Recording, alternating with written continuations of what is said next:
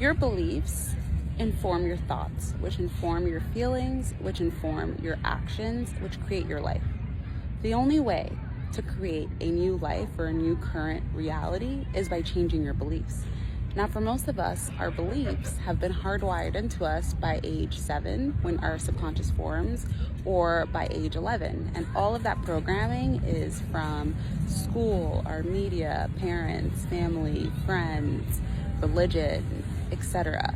So the only way for us to create new realities for ourselves is to deconstruct those old beliefs and to create new ones, and to constantly reaffirm and rewire the neurons with the new beliefs.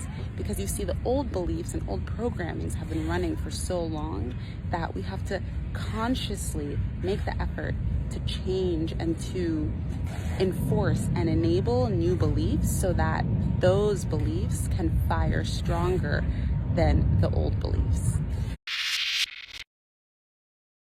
What kind of traits do people who win the lottery have? Like, say, like what's the traits that like Shane Missler and Cynthia Stafford and people who deliberately, try to win the lottery? What traits do they have that separates them from, regular people playing? Oh, that's a great question. Guys, listen up because this one is important. Here you go. This is the information you need to know that will help you. The biggest traits they all have in common is this: they are open-minded. When you're open-minded, you're more easily able to believe. They're able to do this stuff because they believe more than an ordinary person would. So what creates someone from having extra belief versus regular belief? Open-minded. These people, they are open to the universe and they expect it to happen to them.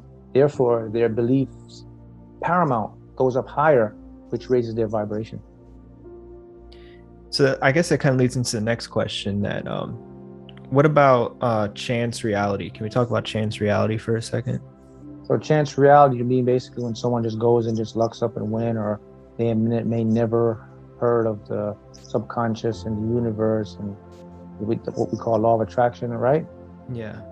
Yeah, well, that exists, and quantum physics puts a point for that, because I always say, we exist in what we call a multiverse, holographic universe, and then we have quantum physics now, which shows how we're experiencing multiple realities at the same time, because we have the reality of possibility, actuality, or probability.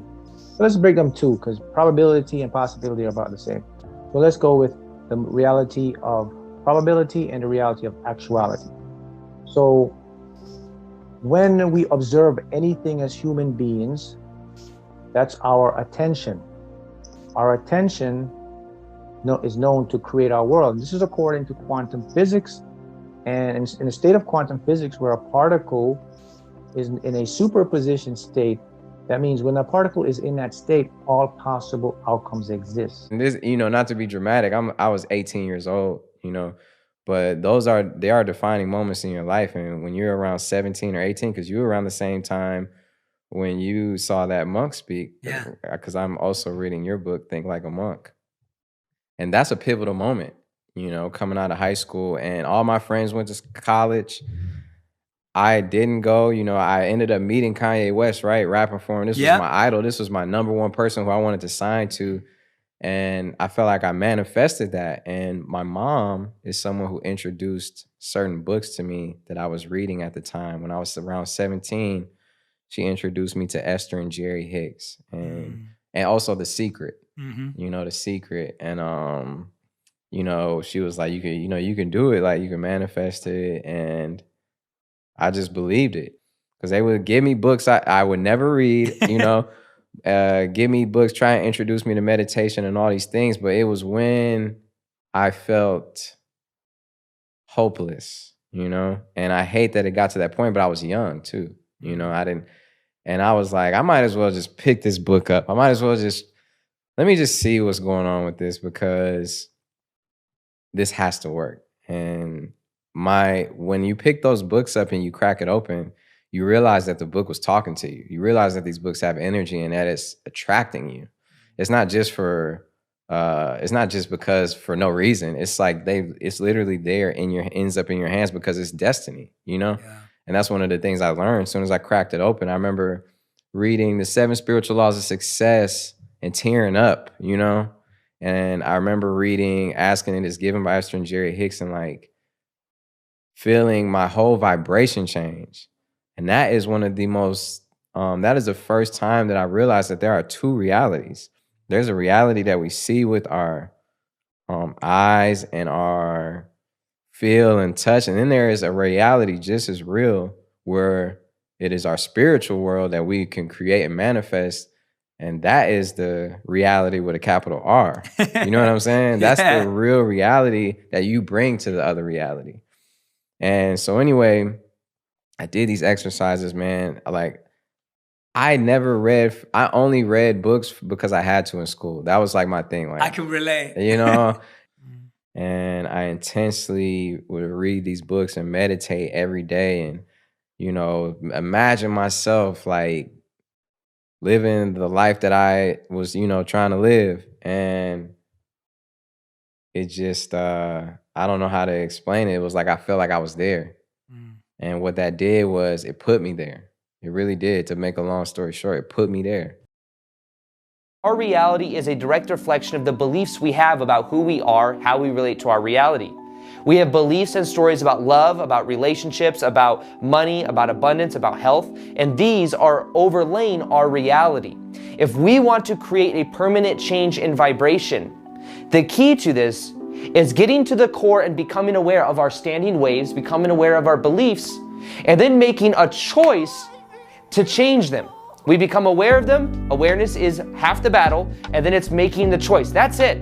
That's it. Transformation, shifting your vibration. When I went full-time on YouTube, I was working a 9-to-5 job. My thoughts, my emotions, my actions were equal to that reality. And in a moment, I felt so much pain from that. I was like, why am I still here? And then I made the choice that I'm gonna let go of that familiarity. I'm gonna let go of that comfort, and I'm gonna wire in a new way of being. I made a choice about my identity, about who I am. That's why they say your vibration and what you experience in your reality is a reflection of who you are. So instead of trying to change even just the beliefs, pay attention to the person you are being, the person you are being to the reality you are getting. Now, the thing with this though, is that if you believe at all that beliefs are hard to change, then change is hard because that underlying belief makes it difficult. If you believe that you are the result of your past, then it will be very hard for you to change. It's pretty unfortunate. A lot of us are stuck on this wheel, this cycle, this loop of repeating the same thing, getting the same outcome, yet expecting something different with the same mindset. It's impossible. It's not going to work. That character that you portray to the world today, that character was molded based on past experiences. So if that character is stuck in the past or stuck on an experience that happened years ago or months ago, and it's forever feeling that emotion that it's suffering from, it's going to be forever drawn to that. You're going to forever be stuck in it. We can all break free from it. It's a cycle. You're going to keep getting the same experiences until you realize, damn, I'm in a pattern. The first part is realizing that you are stuck. Once you are stuck, you can begin to accept it. Once you accept it, you can begin to forgive yourself. Once you forgive yourself, you can really start taking action to overcome that fear. I want to share how your rules reinforce your limiting beliefs and actually keep you playing small. Now you might be wondering, what the heck is a rule? What are you talking about? Well, a rule is an unconscious expectation of what has to happen in order for you to feel a certain way or to believe a certain thing. So here's what I mean. Let's say my limiting belief is I'm stupid. By the way, that used to be my limiting belief, and it kept me playing small for years until I completely changed all my rules. So listen up. So if my rule of what has to happen in order for me to feel stupid is messing up words, saying the wrong thing, forgetting what I was going to say, then every time I experience that, I am going to feel stupid, and that will reinforce that false limiting belief that now appears real. That limiting belief kept me playing small for years until I changed my rules and changed my beliefs. where you have to reprogram your mind.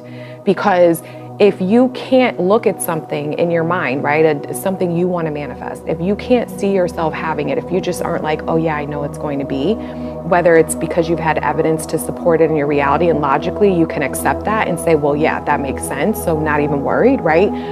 Or you just know, like, somehow, some way this is going to be my reality. If you're not there, then you can't do that. You just can't skip over and just know it into being or just assume it naturally that it's yours. Like, you can't do that. So how do you get there if that's you? This is what I'm teaching you. There's two ways. So one way is this, is obviously affirming, because the story you tell yourself, eventually you will accept as your truth. That's what reprogramming your mind is your subconscious doesn't accept what your conscious doesn't accept. So if your conscious mind continuously rejects, i.e. your thoughts are rejecting what you want, then your subconscious mind isn't going to say, oh yeah, we got this. So the way you change that is to focus and affirm on the version of you that has what they want and the story that leads you to that end result, okay? So that's where the constant reaffirming comes in, because that's literally how you reprogram your mind, and you start to accept it as your truth, and then you'll know, oh yeah, I got this, not even worried, okay? That is the main way. Okay, let's talk about hypnagogia. It's one of the most powerful manifestation secrets that nobody talks about.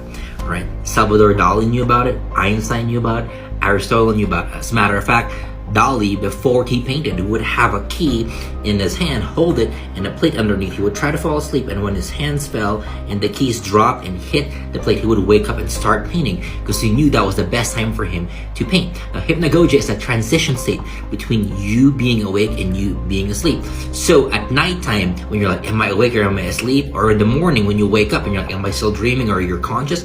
That is the best time for you to manifest whatever it is you want, whether it's abundance, love, and joy. Focus on it, feel it, even live it. Live it in your day as if you've already achieved it. Do this and focus on it. What you're going to realize is, if you do that for 7 days straight, your life will never be the same. You'll attract it so fast, you won't even believe it. So try it out.